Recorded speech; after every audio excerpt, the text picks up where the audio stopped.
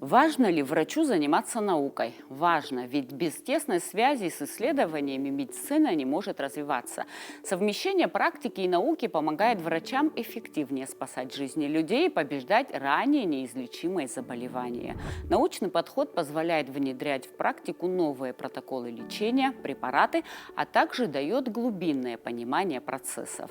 Ну и, конечно же, доказательная медицина. Чтобы лечение было действительно эффективным и безопасным, врачи анализируют клинические исследования и проверяют гипотезы на практике. У нас в системе здравоохранения трудятся много врачей, которые параллельно занимаются и научной деятельностью. В этом выпуске мы расскажем вам о некоторых из них. Вы смотрите программу «Пациент». Мы выходим в эфир по вторникам на канале Абхазского телевидения. Гинеколог Гунда Гарцкия родилась в Сухуми, окончила 4-ю среднюю школу. В семье врачей не было, но желание помогать людям у маленькой девочки было очень велико, и она решила стать врачом. В 2014 году Гунда окончила Ростовский государственный медицинский университет. Затем в 2016 году окончила Первый Московский медицинский университет имени Сеченова. По распределению она попала в Кулаковский центр, где училась и работала до переезда в Абхазию.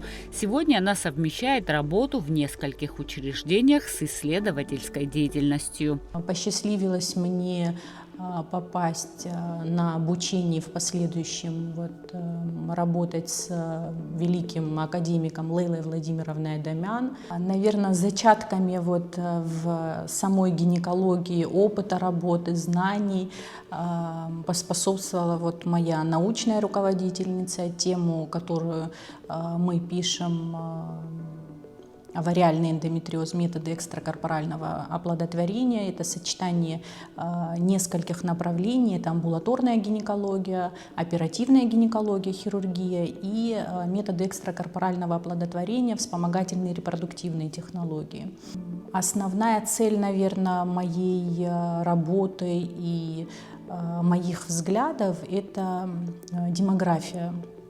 Один из моих сертификатов – это репродуктология, и я активно его сочетаю не только в направлении самой репродуктологии, но и оперативной гинекологии. Бывают пациентов, к сожалению, не только в Абхазии, но и во всем мире очень много с бесплодием. Бывает, что нужно не только консервативно их медикаментозно лечить, но и прибегнуть оперативного лечения там, где первичное или вторичное бесплодие решается именно хирургическим путем. Конечно, по результатам с 2017 года, как я переехала, есть значимые результаты, которые я подавала в Минздрав. Деток у нас много. Доктор Гарцкия по специальности акушер-гинеколог, репродуктолог, оперирующий хирург, кольпоскопист, урогинеколог. И совсем недавно она освоила еще одну специальность – УЗИ-диагност. Я сама по себе человек, который постоянно что-то изучает. За год бывает до 2-3 раз я выезжаю. Один раз это точно к руководителю своему, не только в целях того, чтобы, допустим, по научной работе, но и это незыблемо постоянное обучение. Любой человек, это сугубо лично мое мнение, в выбранном направлении он должен непрерывно образовываться.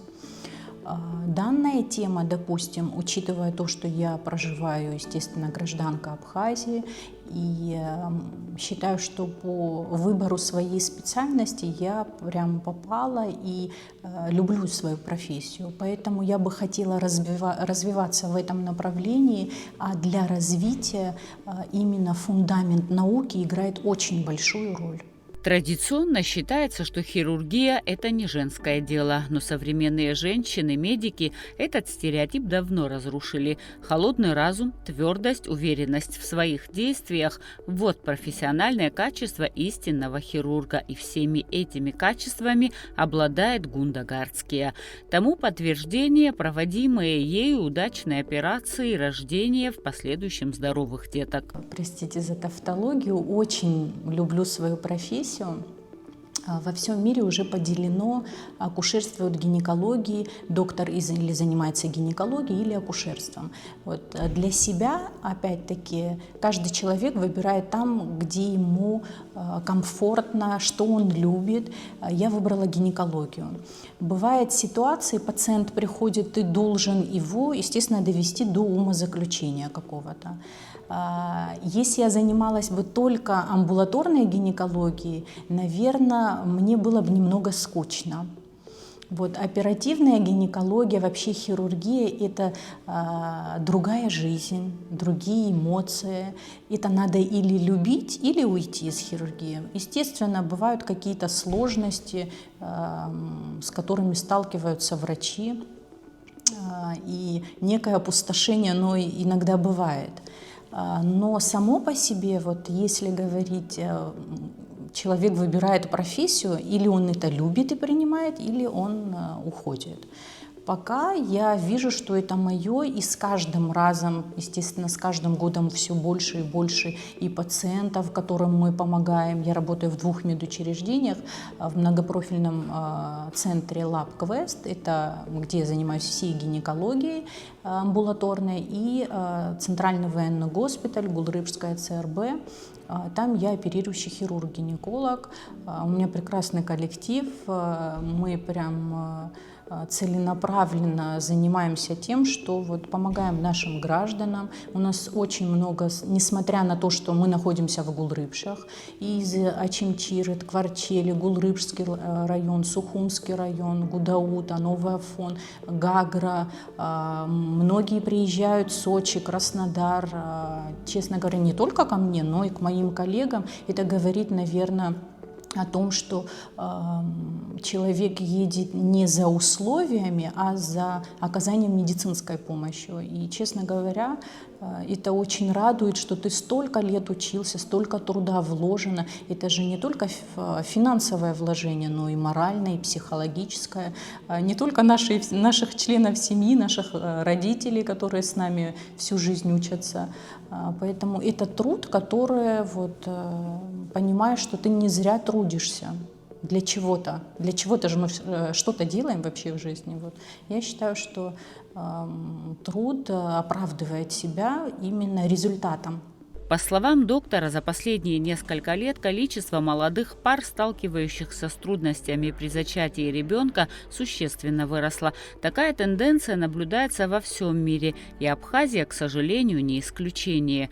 Причинами могут быть скрытое воспаление, эндокринные нарушения, мужской фактор и так далее. По мнению Гунды Гарцке, беременность лучше планировать.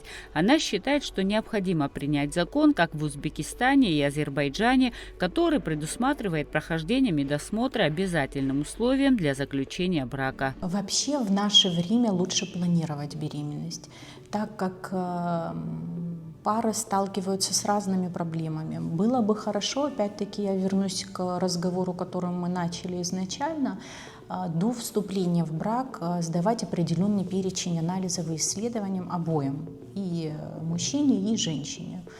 Нужно в наше время планировать беременность, обследоваться, какой-то минимум и супруги сдать. Для этого есть у нас кучу гинекологов в Абхазии, как и урологов. И в сочетании уже далее, естественно, при здоровом организме планировать репродуктивную функцию свою, реализовывать репродуктивную функцию. Отношения между врачом и пациентом должны строиться на принципах партнерства, взаимного уважения и доверия, считает доктор Гарцке. Пациент должен чувствовать себя в безопасности и быть готовым честно рассказать обо всех симптомах. А врач, в свою очередь, обязан соблюдать строгую врачебную тайну. Это и есть секрет успешного лечения, говорит она. В госпитале у меня с момента госпитализации до момента выписки, это не только у меня, и у моих коллег, которые, не покладая рук, работают. Не то, что много внимания, мы к ним относимся даже, наверное, в частности, как к своим детям. Человек, который болеет, он хочет внимания. Поэтому наша профессия именно этим и отличается – гуманностью. То есть доверительная должна Они должны быть абсолютно доверительные. У меня бывают сообщения приходят и в 2 часа ночи, и в 3 часа ночи. Чаще всего у меня нет выходных, у меня нет праздников, какие-то праздники, на которые я хочу пойти со своей семьей, а у нас их очень много. Бывает, что я отлучаюсь, потому что у меня там, допустим, пациент больной. Я не могу выехать, потому что у меня пациент, допустим, в отделении или планируется на операцию.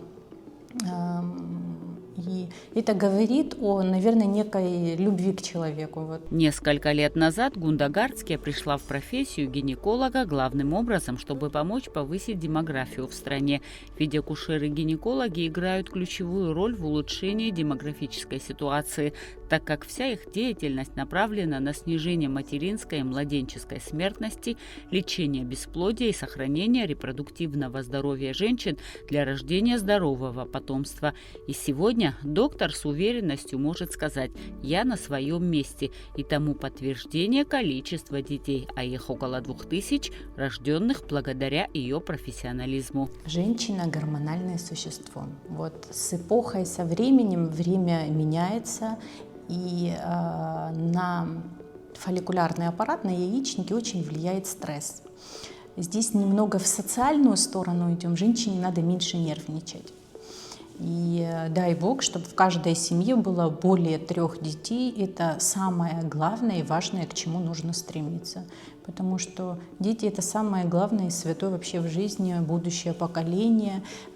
Здесь немного отойду. Образование, семейные ценности и передача этих семейных ценностей от старшего поколения, к которым мы должны прислушиваться и в 30 лет, и в 40 лет. И это должно все-таки идти вот как пусковой механизм. Больше наше, чем вот национальная апсора есть, нет ничего. Поэтому это нужно развивать в этом направлении. Здесь не только медицина, здесь и социальная сторона, которая играет очень большую роль для демографии. Врач-рентгенолог Вадим Царгуш родился в Гудауте. В 2008 году там же окончил 4-ю среднюю школу. Его отец работал в Бабушарском аэропорту авиационным специалистом, ремонтировал самолеты. В детстве он часто брал сына на работу, и маленького Вадима впечатляли огромные аэробусы и боинги. Поэтому он мечтал стать летчиком и управлять этими летательными аппаратами. Но судьба распорядилась иначе. Кабину летчика он променял на кабину врача-рентгенолога. Со временем в школе он увлекся предметами, связанными с анатомией человека. Ему стало интересно узнавать, как устроен организм. Ключевую роль в выборе профессии сыграла еще и мать, которая на протяжении многих лет работала фельдшером в Гудаутском военном санатории. Вадим поступил в Санкт-Петербургскую военную академию. Специальность в дальнейшем выбрал лучевая диагностика и рентгенология. Изначально, честно говоря, я пошел в хирургию. То есть мне больше всего нравилась хирургия. С 3-го курса я активно ходил на дежурство, дежурил в НИИ имени Дженелидзе, в институте скорой помощи. Кстати, у меня там был наставником наш соотечественник Сергей Шаликович Таня, есть такой, он заведующий отделением сочетанной травмы, доктора медицинских наук, и, собственно, мне посчастливилось тогда с ним работать, вот, и он был в качестве моего наставника. Ну, а затем со временем я просто начал понимать, что мне больше нравится аналитическая деятельность, мне доставляло удовольствие ставить диагнозы, работать с пациентами, с клинико-лабораторными какими-то данными, с клинической картиной, сопоставлять вот эти вот все изменения. И так я вот постепенно пришел к рентгенологии. После ординатуры Вадим Царгуш поступил на кафедру лучевой диагностики и рентгенологии. В процессе обучения его окружали ведущие специалисты в различных сферах. Они активно занимались и научно-исследовательской деятельностью. Вадим считает, что ему повезло оказаться в обществе светил медицины, и он многому научился у них. Благодаря такой среде он сам увлекся исследованиями, и 6 лет назад он защитил кандидатскую диссертацию. В процессе взаимодействия с этими людьми у меня появилось много коллег, товарищей, с которыми в последующем мы вместе занимались научно-исследовательской работой.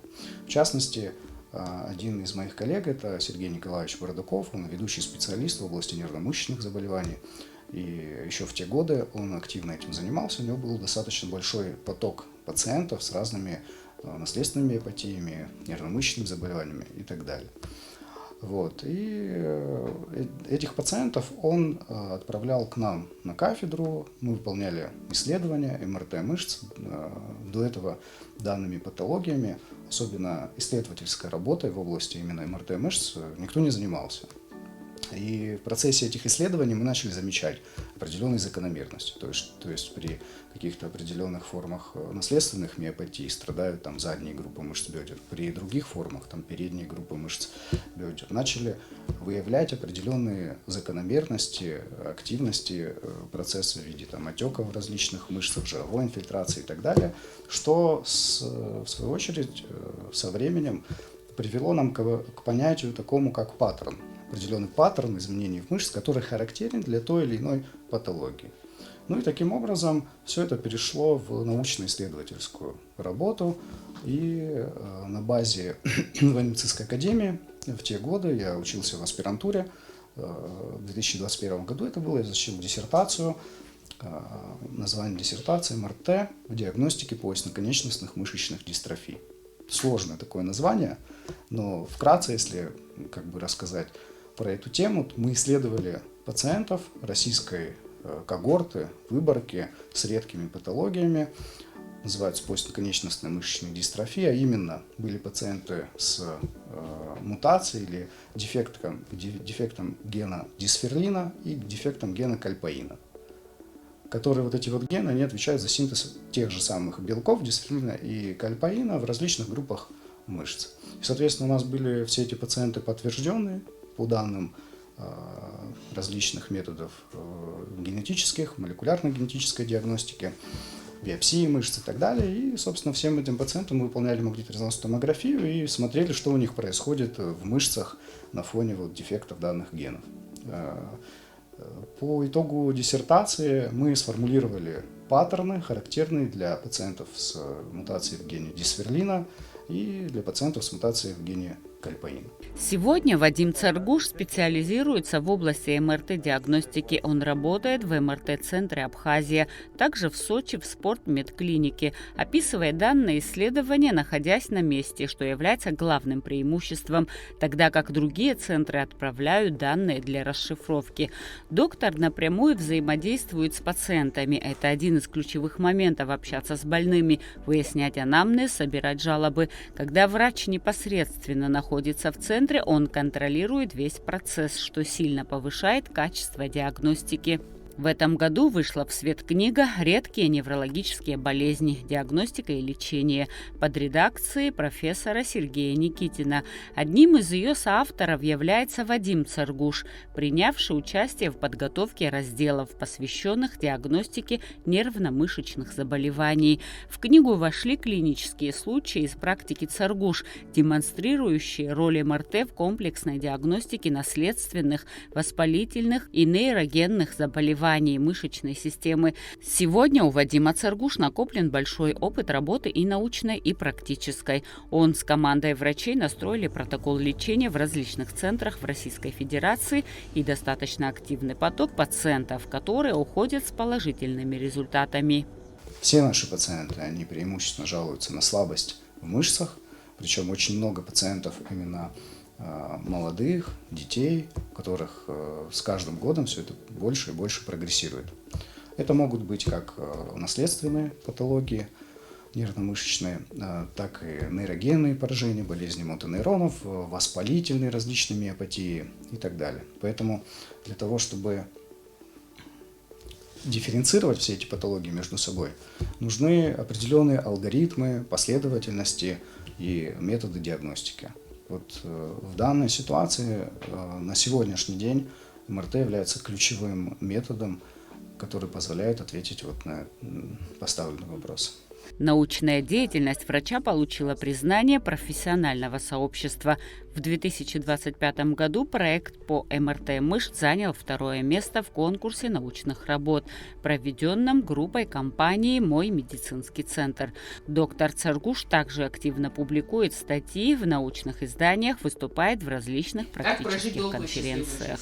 Больше думать о чем-то хорошем, позитивном, стараться максимально получать удовольствие от жизни, не думать о том, что будет там завтра, через год и так далее, а думать больше о сегодняшнем дне, о настоящем, и регулярно проходить профилактические исследования с помощью, в том числе, магнитно-резонансной томографии. Врач УЗИ-диагностики Республиканской больницы Астанда Осия родилась в Сухуме. В 2000 году окончила 10-ю среднюю школу. Когда пришло время выбирать профессию, она не колебалась, потому что в семье был прекрасный пример. Ее отец – бывший министр здравоохранения Абхазии Отар Осия. Она с детства хотела стать как папа, носить белый халат.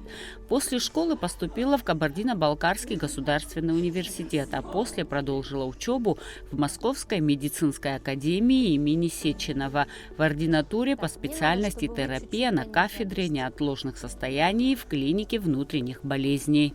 Находясь, будучи в ординатуре, заведующий кафедрой профессор Шилов Александр Михайлович предложил мне продолжить учебу в аспирантуре на их же кафедре, предложил мне провести исследовательскую работу на определенную тему, я согласилась, за что я ему очень благодарна. И по истечению 2 лет мною была защищена кандидатская диссертация. Название темы кандидатской диссертации – это клиника патофизиологические аспекты лечения больных со стабильной стенокардией. В частности, проводилось исследование влияния частоты сердечных сокращений на прогнозы качества жизни данных пациентов. Также мы использовали определенные группы препаратов, которые влияли на то, чтобы урежали частоту сердечных сокращений и тем самым понимали, какой препарат более эффективно у определенной группы пациентов.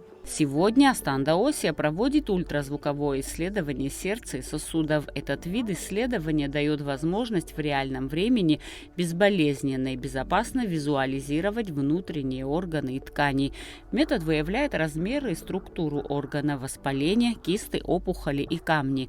Помогает лечащему врачу определить тот или иной диагноз, чтобы в последующем назначить необходимый курс лечения.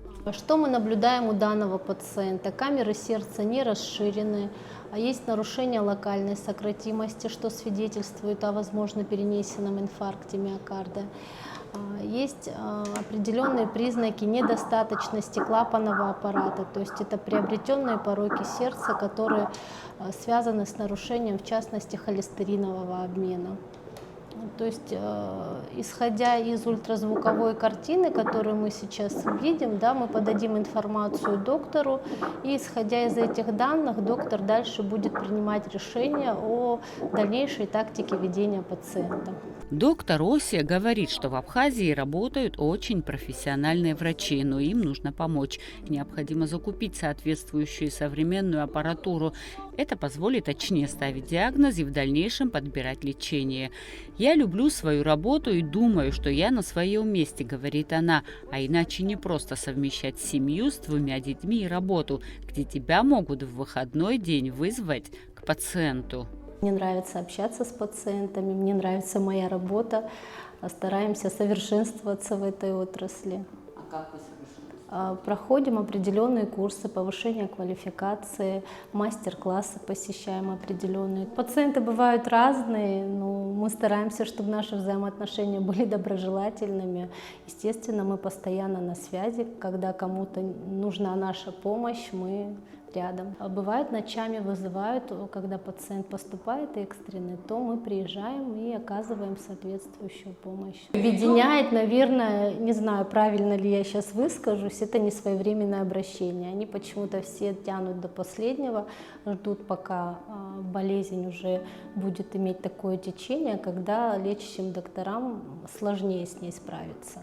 То есть поэтому хотела бы попросить пациентов своевременно обращаться, проходить профилактические осмотры, что позволит уменьшить риски и осложнения определенных заболеваний. Работа медиков – это фундамент безопасности любого общества. Врачи спасают жизни, предотвращают развитие болезней и помогают людям справляться с недугами на всех этапах жизни, от рождения до глубокой старости. Их труд является ключевым для сохранения здоровья нации и поддержания качества жизни. Мне нравится моя работа, потому что это возможность приносить пользу людям. Мне нравится, когда вот мы выставляем правильные диагнозы, и я понимаю, что в дальнейшем пациенту будет оказана соответствующая помощь. Ну, для категории пациентов, которые входят в группу риска, это вот курение, алкоголь, сахарный диабет, нарушение холестеринового обмена, это не менее 1 раза в год. Ну и другая группа пациентов тоже должна с профилактической целью обращаться, чтобы на ранних стадиях была возможность выявлять ту или иную патологию, чтобы вовремя принять решение о дальнейшей тактике ведения. Искусство лечить людей – одно из сложнейших, ответственных, не всегда благодарных, но всегда благородных. Особенно, если профессия выбрана не за статус, а по призванию, не как работа, а как служение.